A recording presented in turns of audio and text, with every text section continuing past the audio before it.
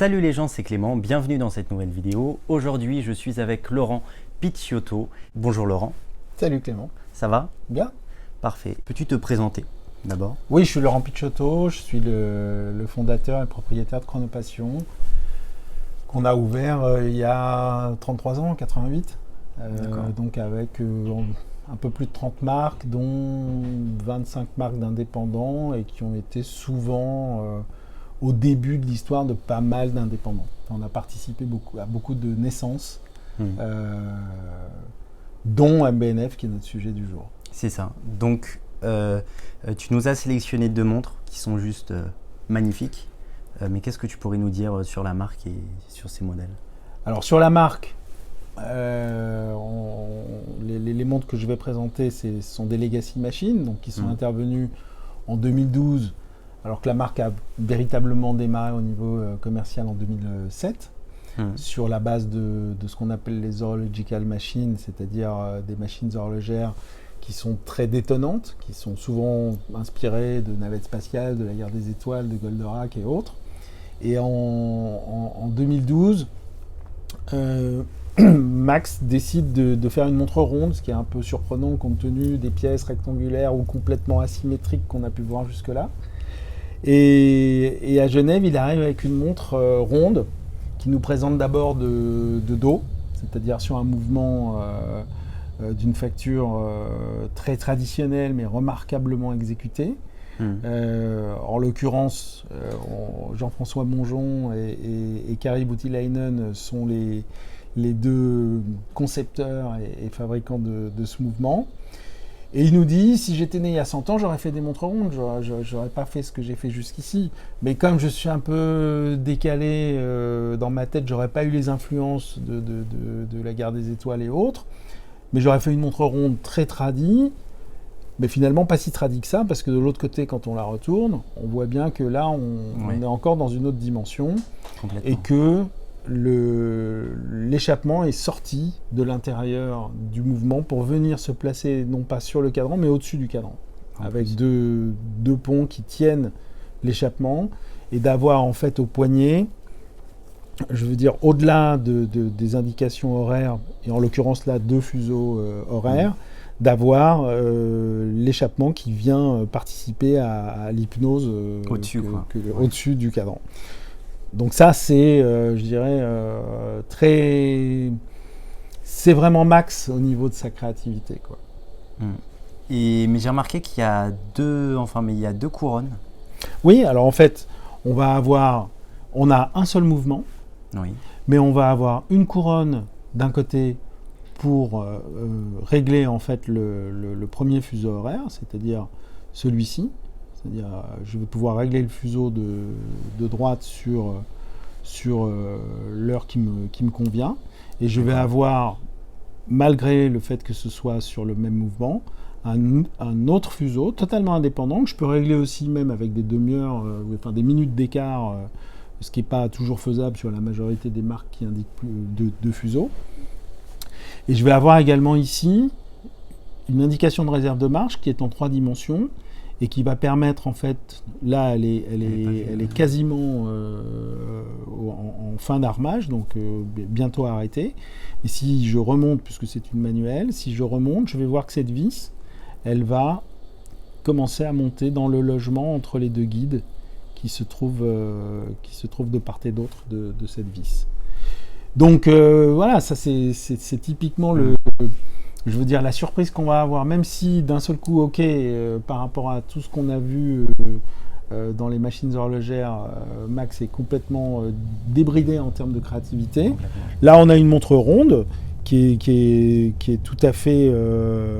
qui est classique et anti-classique, mais qui réunit finalement l'expression, et particulièrement sur Legacy, je trouve, l'expression vraiment de la tradition horlogère telle qu'on l'aime, sur vraiment un niveau de facture qui est totalement maximum, mais en étant très contemporain. C'est-à-dire finalement, on est en 2021 et parce qu'il y a beaucoup de maisons qui se contentent d'une certaine façon d'avoir le même look de montre qu'ils avaient il y a 50, 100 ans en arrière. Alors, on peut continuer comme ça des années et s'enfermer dans son histoire. Là, d'une certaine façon, j'ai un mouvement qui est irréprochable et qui me fait penser beaucoup au monde de poche de la grande époque. Et de l'autre côté, je suis dans mon époque actuelle avec quelque chose de très novateur, très contemporain et suffisamment particulier pour qu'un amateur n'y reste pas insensible. Quand tu as proposé justement la marque dans ta boutique, mais quelle a été en fait, on ne la l'a pas réaction proposé. C'est moi qui étais chercher Max. Quand j'ai appris à l'époque, par Business Montre, notre ami Grégory Ponce, que Max, que je connaissais déjà depuis pas mal d'années auparavant, parce qu'il se trouve qu'il était venu chez nous en 88 ou 89, je crois, quand j'étais encore monomarque Janta, et on avait passé 2 heures à discuter, etc. J'étais pas tout à fait d'ailleurs très loin de lui vendre une Gérald Janta à l'époque, mais il m'a avoué des années après que oui, mais il n'avait pas le premier franc à l'époque pour y aller, mais ça n'avait pas été très loin, ouais. Et donc j'ai suivi sa carrière, on s'est vu au fur et à mesure des années, on discutait. J'ai même envisagé à un moment de faire Harry Winston parce qu'il y avait les opus, même si grosso modo, si je suis sincère, le reste de la collection m'intéressait pas beaucoup. Et Max m'a dit à l'époque, écoute, c'est pas utile de le faire dans cet état d'esprit parce que on est assailli de demandes sur les opus et tu auras peut-être une pièce par an ou 2, mais ça va être très compliqué. Et le reste, compte tenu de ta spécialisation chez Chronopassion, c'est pas tout à fait évident que tu aies des clients pour ce type de montre. Pour ça. Et donc le jour où j'apprends que Max quitte à Winston, je décroche mon téléphone, je l'appelle, je lui dis mais qu'est-ce qui se passe? Qu'est-ce que tu fais? Je comprends pas. Enfin, tout marche très bien, etc. Et c'est là qu'il m'annonce. Il me dit oui, ben voilà, j'ai envie de lancer ma propre aventure. Ça va être un peu compliqué, mais bon. On y va, quoi. Et je lui dis, écoute, je suis là. Mais il dit, j'ai pas prévu véritablement d'ouvrir des points de vente en Europe à l'époque, parce que mes pièces vont être très particulières et je pense que dans un premier temps on parlera plutôt de l'Asie, des États-Unis et l'Europe on verra peut-être plus après. tard. Mais je lui dis non. Mais il me dit en plus, tu sais même pas ce qu'on va faire. Mais je lui dis je m'en fous complètement parce que toi je te connais et je sais de quoi tu es capable. C'est-à-dire, tu es capable de nous étonner de façon vraiment extrêmement forte. Donc, j'ai pas besoin de voir. Je suis là. Je veux être vendeur. Donc, c'est un peu surréaliste, mais c'est exactement comme ça que ça s'est passé. Alors, il me dit, écoute, je suis très surpris, mais c'est super, ok. Écoute, quand j'aurai un peu de matière à te montrer, pour te montrer comment on va démarrer, on se voit et puis je te briefe. Et on s'est vu à Genève donc un peu plus tard et il m'a montré la HM1 où j'étais surpris mais un peu angoissé parce que si tu remets l'image de la HM1 dans le contexte de l'époque c'est assez gonflé quoi. Je veux dire, tu te dis bon et puis ça s'est très bien passé et ce qui est vrai aussi c'est que d'une certaine façon, et ça c'est aussi un leitmotiv de Max Busser, c'est qu'il dit en gros je fais les montres que j'ai envie de voir exister. C'est-à-dire que ma première idée c'est pas de dire je vais vendre les montres, même si bien entendu il faut qu'il y ait un public et des clients et des acheteurs. Mais en réalité, de façon assez naturelle, les choses se sont installées assez vite. Et il y a une communauté aujourd'hui d'amateurs qui est telle que, par exemple, tu as dû voir il y a quelques jours sur Instagram le lancement de la HM9 Saphir, qui est une pièce qui est quand même dans des prix, on va dire, plus que sérieux, puisqu'on parle d'un peu plus de 430 000 €. Il y a 20 pièces qui sont lancées. C'est un lancement avec une production qui va durer 3 ans, parce qu'elle est monstrueusement complexe. Le premier jour, il y a 11 pièces qui sont vendues. Le deuxième jour, il y en a 4 de plus. Et au moment où on parle, je ne sais pas où on en est. Mais enfin, le deuxième jour, il ne restait plus que 5 montres livrables en 2023. Ah oui, ah oui quand même. Bon, ce qui veut dire quand même que, au-delà de la folie de ces créations, qui pour beaucoup de gens, c'est des trucs pas possibles. On voit les commentaires d'ailleurs sur les réseaux sociaux. Il y a des gens qui disent « mais c'est quoi ce truc, c'est pas possible, machin, etc. » Et dans le même temps, il y a des gens qui disent « ok, ça vous plaît pas, moi je l'achète parce que je trouve ça dingue. » Donc, ça fait très plaisir de voir, mais comme souvent avec des indépendants que j'ai pu accompagner depuis le début, ou peu s'en faut, de voir en fait que 2007, 2021, ils sont toujours là, les choses évoluent, la créativité est toujours au rendez-vous, et les amateurs sont de plus en plus réceptifs, voire fébriles sur les créations de MBNF. Quand tu as proposé ce tout premier modèle à la vente, mais comment on réagit à la clientèle? Alors, la chose, elle s'est passée de la façon suivante. C'était assez amusant, parce que bien souvent, il y a des montres qui sont suffisamment particulières pour être peut-être même ressenties trop particulières déjà en vitrine, pour être capable de passer l'étape de la mettre au poignet et de se rendre compte, alors que la réalité, c'est que c'est vraiment au poignet qu'on se rend compte de la réalité. C'est-à-dire, mais ça, c'est vrai pour toutes les montres, c'est pas vrai que pour MBNF. Et par rapport à ça, à l'époque, il y avait Hervé qui travaillait avec nous, qui est aujourd'hui le responsable de la Mat Galerie MBNF à Genève, donc c'est assez amusant aussi dans le parcours. Et avec Hervé, la toute première HM1, d'ailleurs de l'histoire MBNF qui a été vendue, ça s'est passé ici, et on l'a vendu à un couple qui venait d'Asie, qui était en voyage de noces, qui était en train déjà d'acheter une montre pour le mari et pour la femme. Et pendant qu'on était en train de préparer les documents d'export, les écrins, la mise à taille, etc., avant de commencer ça, on savait qu'on avait pour une dizaine de minutes, on a été voir le monsieur de ce couple en lui disant, voilà, on aimerait vous montrer quelque chose, mais mettez-le au poignet, et dans 10 minutes, quand on aura préparé tout, vous nous donnerez votre sentiment. Mais on aimerait votre feedback, pas immédiatement, mais après, une fois qu'on revient vers vous. Donc on prépare les 2 montres en question, on fait les garanties, les exports, la mise à taille, etc.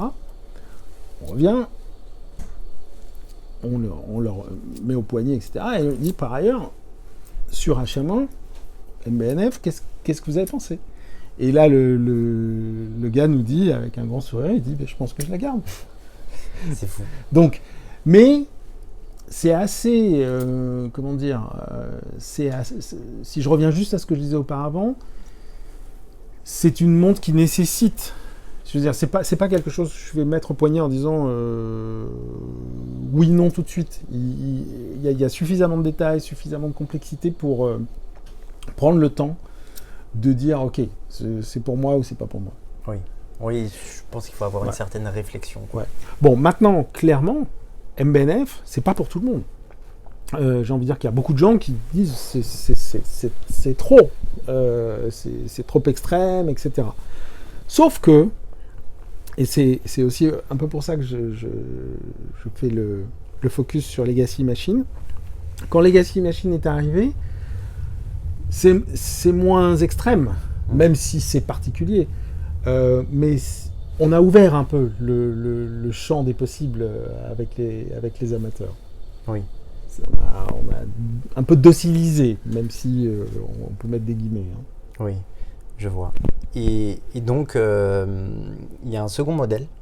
Oui, alors, donc Legacy Machine, ça c'est vraiment le tout début de l'histoire des Legacy Machines. Il y en a eu beaucoup de différents modèles.